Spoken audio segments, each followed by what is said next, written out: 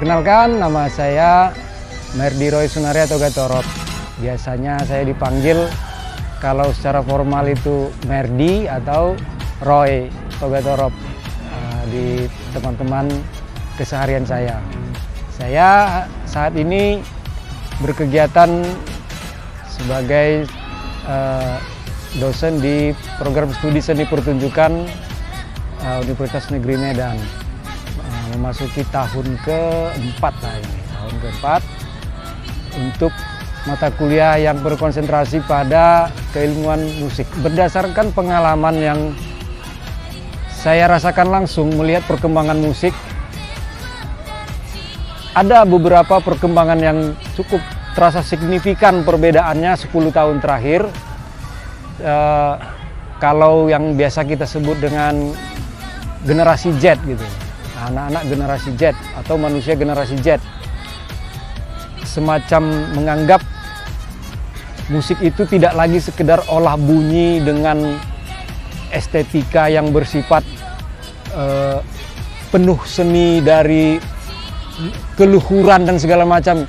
Sudah hampir tidak seperti itu lagi, tapi lebih kepada musik itu harus punya ekspresi yang berkobar gitu, yang semangat, yang sifat kemudaan banget.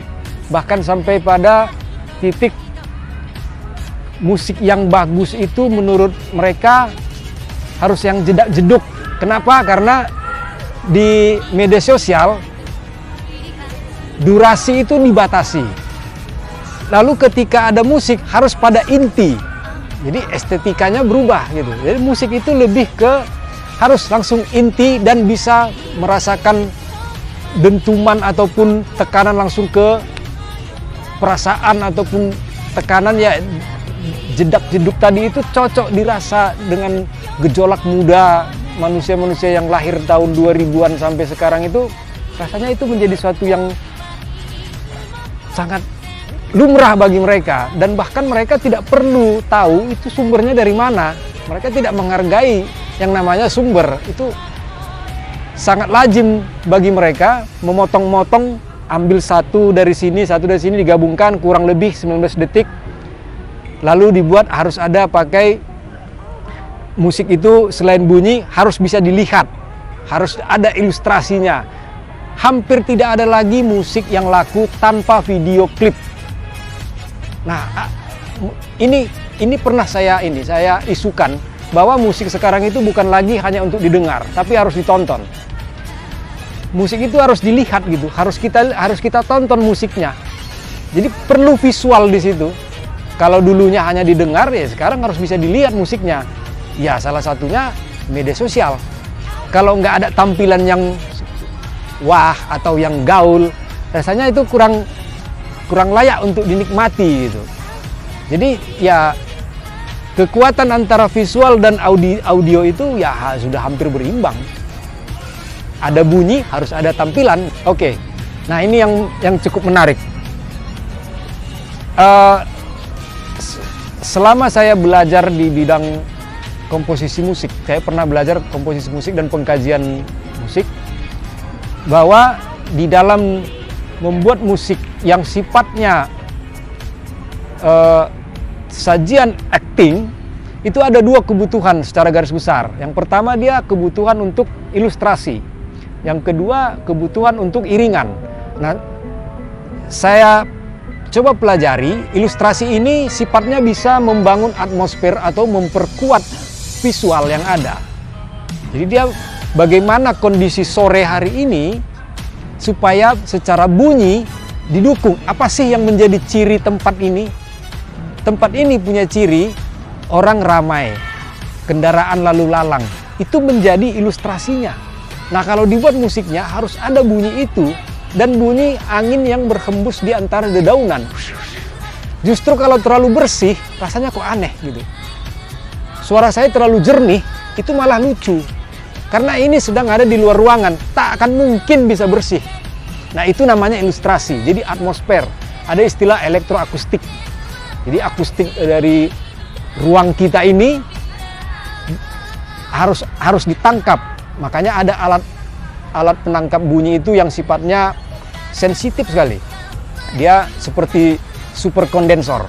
Jadi semua ditangkap sekitarnya sampai suara angin. Lalu yang kedua tadi, musik iringan. Nah, iringan ini biasanya ada yang diiringi. Yang diiringi ini, dia mengikut pada gerakan atau gerakan mengikut pada musik. Nah, ini dia. Jelas ada perbedaan yang sangat signifikan antara ilustrasi dengan iringan. Iringan ini ada patokannya. Nah, kalau ilustrasi tak ada patokan apa-apa selain daripada atmosfer. Dia hanya cerita atmosfer dan tidak perlu cerita ritme. Makanya beberapa orang saya tekankan kalau mau ambil atau take video di taman urban, ciri pertama itu biasanya dia selalu menyajikan air mancur. Itulah atmosfer di taman. Air mancur. Ketika di ruangan disajikan air mancur, terasa di luar nggak? Itu bisa, karena secara frekuensi air mengalir itu mempengaruhi hormon tubuh kita. Makanya musik relaksasi itu tenang. Bisa kita dengar jadi rasanya kok tenang gitu. Nah, kaitannya ke musik teater, disinilah tuntutan sutradara dan penulis skenario ataupun aktor dan aktrisnya harus paham scene per scene itu kebutuhannya apa sih? Dia mau ngapain di situ? Alih-alih nanti dia mau membuat dia bercerita di taman dengan antara sepasang kekasih, tapi yang dibunyikannya piano. Sejak kapan di Indonesia taman itu punya piano? Aneh toh? Kenapa enggak hal yang lain? Kendaraan lewat, suara kicau burung, suara air mancur. Itu dulu, atmosfernya dulu dibangun. Lalu masukkan musik kalau dibutuhkan aksen. Misalnya mau bergerak itu dari misalnya seperti gini, tiba-tiba dikagetkan gini, nah gitu. Boleh dikasih musik yang lain, kan nggak mungkin air mancur, gini kan nggak mungkin. Nah, pakai musik, deng. Oh ya, oke, balik lagi gitu. Jadi hanya memberi aksen saja, nggak apa-apa gitu. Sedikit tapi mahal. Nah itu dia prinsipnya. Aksen ini yang membuat karya seni punya kekuatan. Sama seperti manusia. Kalau kita normal seperti semuanya sesuai dengan peraturan yang ada di Undang-Undang Dasar, hidup normal, kira-kira dinamika Indonesia Raya seindah apa? Saya kira nggak ada. Laut sekalipun nggak ada yang tenang. Harus ada riaknya kecil-kecil supaya kelihatan indah. Itu juga diadopsi ke karya seni. Jadi dia semua harus punya analisis kebutuhan. Dia mau ngapain, dia harus kenal apa itu atmosfer dia. Disinilah tuntutannya kenapa kaum akademisi yang belajar seni di bidang teater memang harus dibekali pemahaman analisis kebutuhan karya. Bagaimana mungkin saya belajar musik udah pasti tahu tentang musik teater? Belum tentu, karena saya bukan aktor. Kalau tadi saya aktor, maka saya akan berpijak pada saya sebagai aktor, bukan sebagai pembuat musik. Tapi ide musikalnya saya butuh ini, itu idenya. Lalu kalau dia tidak tahu butuhnya, menerjemahkan bunyinya, maka bisa kita diskusikan. Apakah pengalaman pribadi, atau pengalaman komunal, atau kesepakatan bersama. Itu bisa disepakati. Jadi secara teknis, memang harus paham dulu scene per scene itu butuhnya apa. Terjemahkanlah ke dalam bunyi. Kalau bisa hanya dari alam, pakailah bunyi alam itu. Kalau tidak bisa dari alam, bantulah dengan alat bantu, misalnya instrumen musik atau rekaman atau segala macam. Itu menurut saya kalau dari sudut pandang bagaimana membuat musik teater. Oke, mari kita lihat. Kita tinggal di Sumatera Utara, di Kota Medan. Kota Medan itu sudah sejak lama mengadopsi sistem industrialisasi. Cirinya itu sangat terasa, bagaimana berbagai macam aspek kehidupan, alat ukurnya dia berhasil kehidupan itu kalau dia bisa menghasilkan. Itu prinsip dari industrialisasi, harus bisa menghasilkan. Nah, kita lihat kalau di karya Kapas-Kapas ini kita letakkan Kapas-Kapas ini adalah seonggok manusia yang hidup di kota Medan, yang punya marga dari suku Toba, dan dia punya semangat harus punya identitas Toba. Masalahnya dia tidak punya pengalaman secara langsung hidup di masyarakat Toba. Yang dia ketahui itu bunyi-bunyian Toba.